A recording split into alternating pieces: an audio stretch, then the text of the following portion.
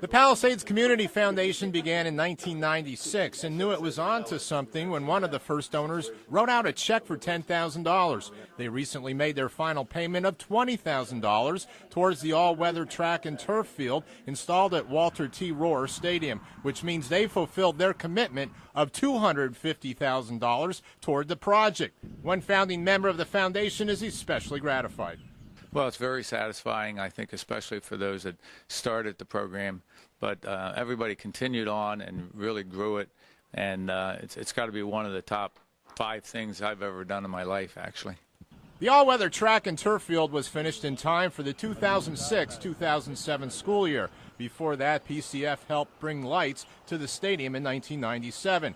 The 5-star project also included tennis courts, stadium bleachers, ticket booths, and outdoor basketball courts. The Palisades School Board feels blessed to be working side by side with such an organization. It's absolutely vital. It really is. Especially, this day and age, you hear nothing but bad news about education, about budgets, things of that nature. And then you have this group that just bands together and is able to enhance the education experience, and not because of some mandate or anything like that, but because it's the right thing to do. So we would not be the district we are without them. They are key to everything we do.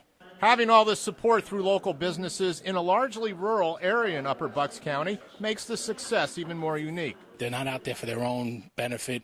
They want to go, they roll up their sleeves, they take on these huge projects, and they go out and they just do it. They beat the bushes, they go find these businesses, and they just raise the money. It's amazing. It took a lot of time in that first year, many meetings and a lot of phone calls.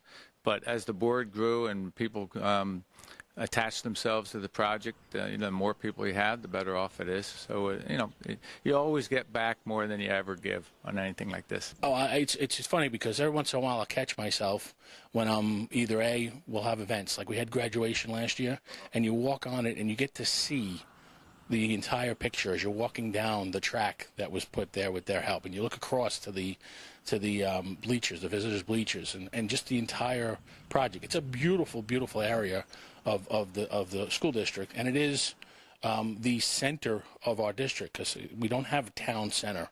That field, that track becomes our town center.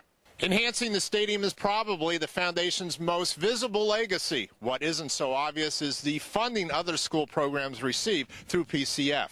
The courtyard at the high school features one of the murals that also adorn a wall at the middle school and Springfield Elementary.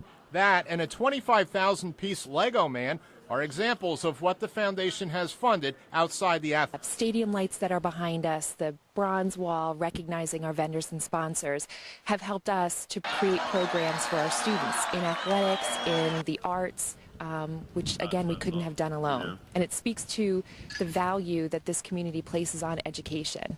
A special event is planned for next Monday night at 6 p.m. at the high school cafeteria to honor all members of the PCF who have served throughout the years.